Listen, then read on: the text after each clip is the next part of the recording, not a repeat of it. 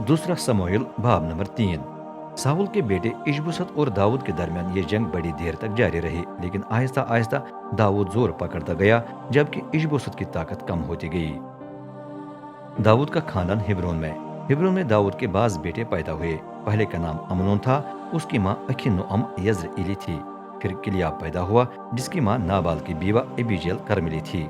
तीसरा बेटा अबी सुलूम था, उसकी माँ माका थी जो जशूर के बादशाह तल्मी की बेटी थी। चौथे का नाम उदुनिया था, उसकी माँ हजीत थी। पांचवा बेटा सफ्तिया था, उसकी माँ अबी ताल थी। छठे का नाम इत्रआम था, उसकी माँ इजला थी। ये 6 बेटे हिब्रोन में पैदा हुए। अबनीर इशबोसत से जिगरता है। जितनी देर तक इशबोसत और दाऊद के दरमियान जंग रही, उतनी देर तक इब्नीर साउल के घराने का वफादार रहा। लेकिन एक दिन इशबोसत इब्नीर से नाराज हुआ क्योंकि वो साउल मरहूम की एक दाश्ता से हम बिस्तर हो गया था। औरत का नाम रिस्पा बिनत एया था।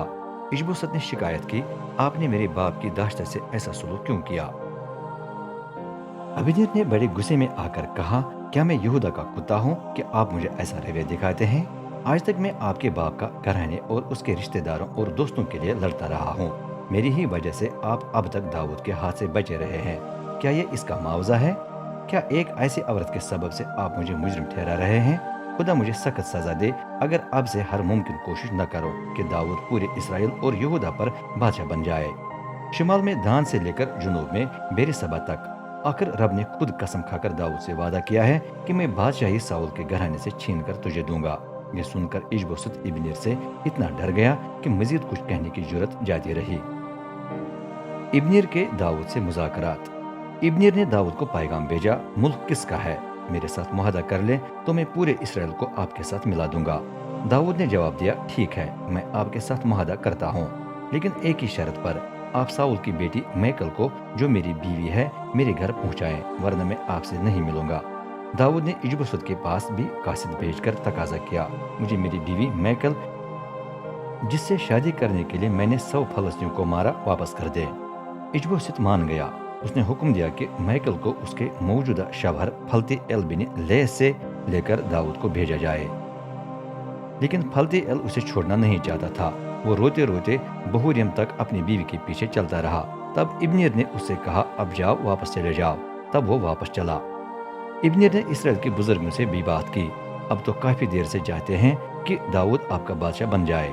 अब कदम उठाने का वक्त आ गया है, क्योंकि रब ने दाऊद से वादा किया है, अपने खादिम दाऊद से मैं अपनी कौम इसराइल को फलस्तीन और बाकी तमाम दुश्मनों के हाथ से बचाऊंगा। यही बात इब्नेर ने बिनी यमीन के बुजुर्गों के पास जाकर भी कही। इसके बाद वो हिब्रोन में दाऊद के पास आया ताकि उसके सामने इसराइल और बिन्यामीन के बुजुर्गों का फैसला पेश करे। 20 आदमी इब्नेर के साथ हिब्रोन पहुंच गए। उनका इस्तकबाल करके दाऊद ने जियाफत की। फिर इब्नेर ने दाऊद से कहा, अब मुझे इजाजत दें, मैं अपने आका और बादशाह के लिए तमाम इसराइल को जमा कर लूंगा ताकि वो आपके साथ अहद मानकर आपको अपना बादशाह बना ले। फिर आप उस पूरे मुल्क पर हुकूमत करेंगे जिस तरह आपका दिल चाहता है। फिर दाऊद ने इब्नेर को सलामती से रुखसत कर दिया। इब्नेर को कत्ल किया जाता है। थोड़ी देर के बाद योआब दाऊद के आदमियों के साथ इसी लड़ाई से वापस आया। उनके पास बहुत सा लूटा हुआ माल था, लेकिन इब्नेर हिब्रोन में दाऊद के पास नहीं था, क्योंकि दाऊद ने उसे सलामती से रुखसत कर दिया था। जब योआब अपने आदमियों के साथ शहर में दाखिल हुआ तो उसे इतला दी गई, इब्नेर बिन नेर बादशाह के पास था और बादशाह ने उसे सलामती से रुखसत कर दिया है। योआब फौरन बादशाह के पास गया और बोला, आपने ये क्या किया है? जब इब्नेर आपके पास आया तो आपने उसे क्यों सलामती से रुखसत किया? अब उसे पकड़ने का मौका जाता रहा है। आप तो उसे जानते हैं। हकीकत में वो इसलिए आया कि आपको मनवा कर आपके आने जाने और बाकी कामों के बारे में मालूमात हासिल करे। योआब ने दरबार से निकलकर कासिदों को इब्नेर के पीछे भेज दिया। वो अभी सफर करते करते सीरा के हौज पर से गुजर रहा था कि कासिद उसके पास पहुंच गए। उनकी दावत पर वो उनके साथ वापस गया, लेकिन बादशाह को इसका इल्म न था। जब इब्नेर दोबारा हिब्रोन में दाखिल होने लगा तो योआब शहर के दरवाजे में उसका इस्तकबाल करके उसे एक तरफ ले गया, जैसे वो उसके साथ कोई खुफिया बात करना चाहता हो। लेकिन अचानक उसने अपनी तलवार को म्यान से खींचकर इब्नेर के पेट में घोंप दिया। इस तरह योआब ने अपने भाई असाहिल का बदला लेकर इब्नेर को मार डाला।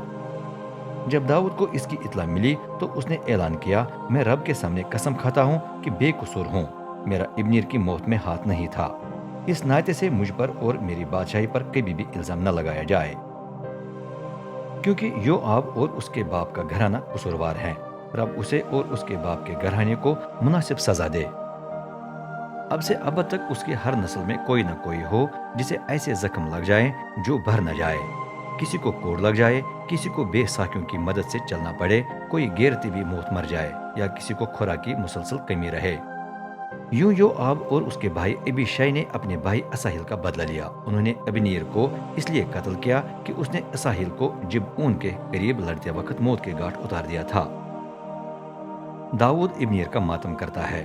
داؤد نے یوآب اور اس کے ساتھیوں کو حکم دیا، اپنے کپڑے پھاڑ دو اور ٹاٹ اوڑھ کر ابنیر کا ماتم کرو۔ جنازے کا بندوبست ہبرون میں کیا گیا۔ داؤد خود جنازے کے عین پیچھے چلا۔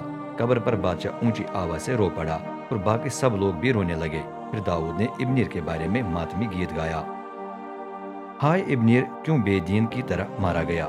تیرے ہاتھ بندھے ہوئے نہ تھے، تیرے پاؤں زنجیروں میں جگڑے ہوئے نہ تھے؟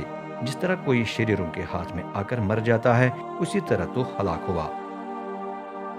تب تمام لوگ مزید روئے۔ داؤد نے جنازے کے دن روزہ رکھا۔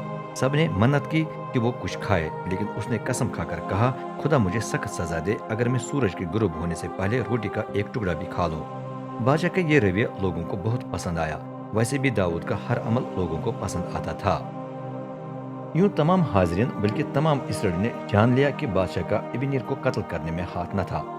داؤد نے اپنے درباریوں سے کہا، کیا آپ کو سمجھ نہیں آئی کہ آج اسرائیل کا بڑا سورما فوت ہوا ہے؟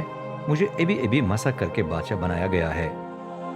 اس لیے میری اتنی طاقت نہیں کہ زرویا کے ان دو بیٹوں یوآب اور ابیشائی کو روک لوں۔